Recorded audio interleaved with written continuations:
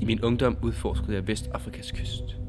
Her oplevede jeg nye verdener og fik smag for at udforske det uudforskede.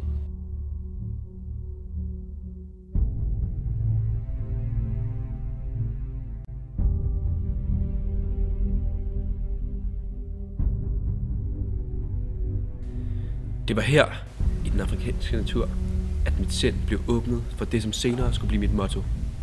En hver rejse på 1000 mil starter med et enkelt skridt. Efter min rejse til Vestafrika besluttede jeg mig for at bruge min tid på at studere. En disciplin, som jeg ikke har haft meget tid til førhen. Det var under mine studier, at Christopher Columbus opsøgte mig for første gang. Han kom med et tilbud, som jeg umuligt kunne afslå. I'm gonna make you an offer you cannot refuse.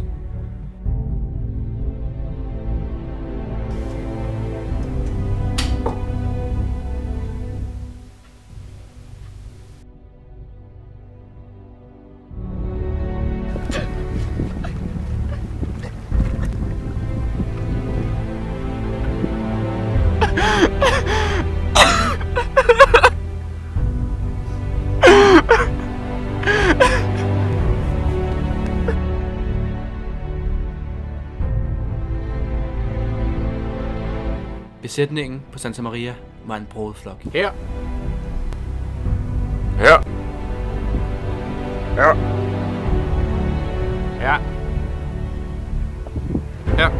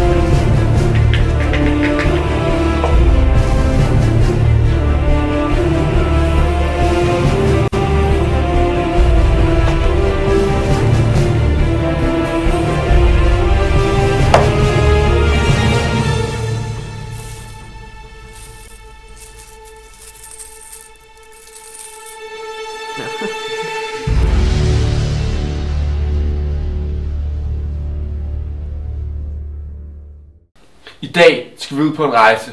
En yderst vigtig rejse. Vi skal ud og finde en søvej til Indien. En kortere vej. Vi skal ud og finde profit til vores fælles Europa. Derfor vil jeg have, at du skal sejle vest, stik vest. Men hvad dog? Hvad kan vi bringe tilbage til Europa på den tur? Og er du overhovedet sikker på, at det er en kortere vej til Indien end den oprindelige? Der er altid en kortere vej. Vi skal finde alt, hvad vi kan få. Silke, bomuld, guld. Men vil du bruge vold for at opnå disse mål? Du må forstå, at jeg ikke altid vil føre krig, men det kan være nødvendigt. Jeg deler ikke mellem dine synspunkter, men jeg forstår.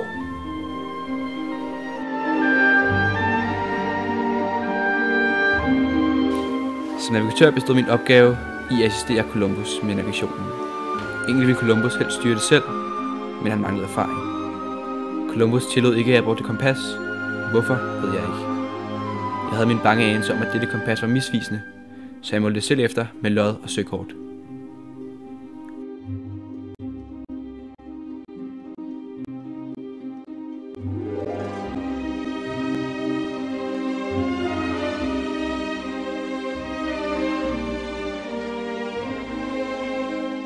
Den 12. oktober 1492 observerede vi land for første gang. Columbus mente, vi havde nået Japan, men senere blev det kendt, at øen i virkeligheden var San Salvador.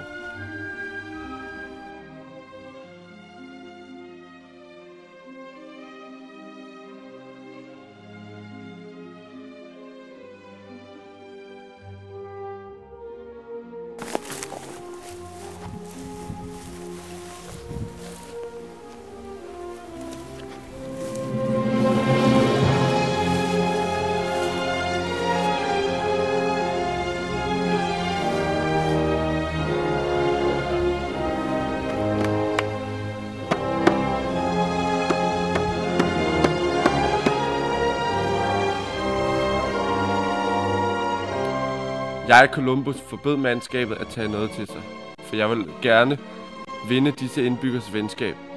Det gælder kun om at bevise over for dem, at vi ikke er Storkhanens røvertogter, for det tror de sikkert.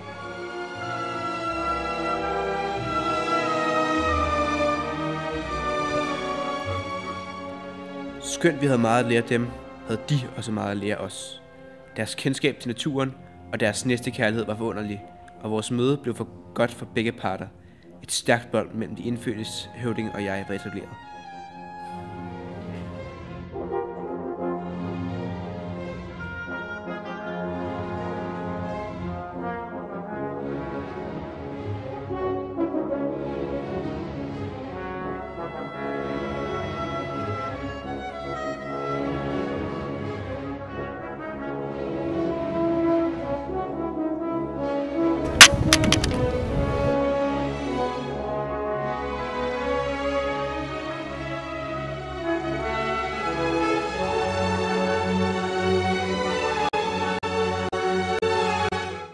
Efter grundlæggelsen af verdens første koloni, La Navidad, nåede vi Hispaniola, nærmere bestemt Samana Peninsula.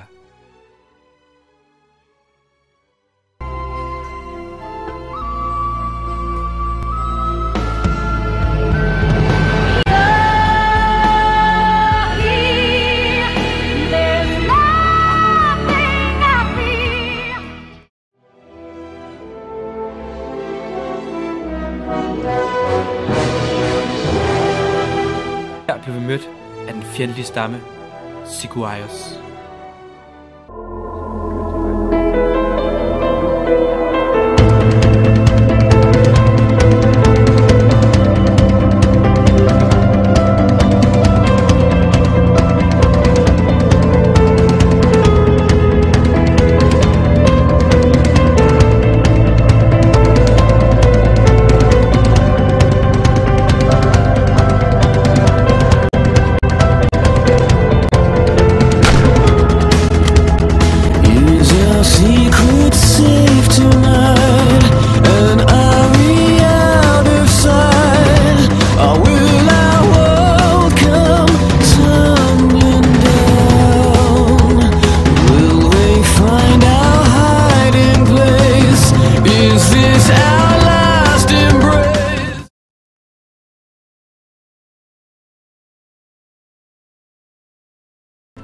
Jeg, Columbus, sagde til kong Ferdinand: Hispaniola er et ønskeland, som man aldrig ville forlade, når man først har lært det at kende. Jeg har taget det hele i besiddelse på deres højheders vegne, og det er alt sammen langt rigere udstyret fra naturens hånd, end jeg kan sige. Jeg har det hele i min magt, således at deres højheder kan herske over disse egne, ganske som de regerer over kongeriget Kastilien, og lige så enevældigt. Jeg vil slutte med at gøre opmærksom på, at jeg, som deres højheder, vil kunne se, kan give dem så meget guld, de måtte ønske, hvis blot deres højheder vil yde mig en smule støtte. Om kort tid vil jeg kunne give deres højheder lige så mange krydderier og lige så meget bomuld, de måtte befale.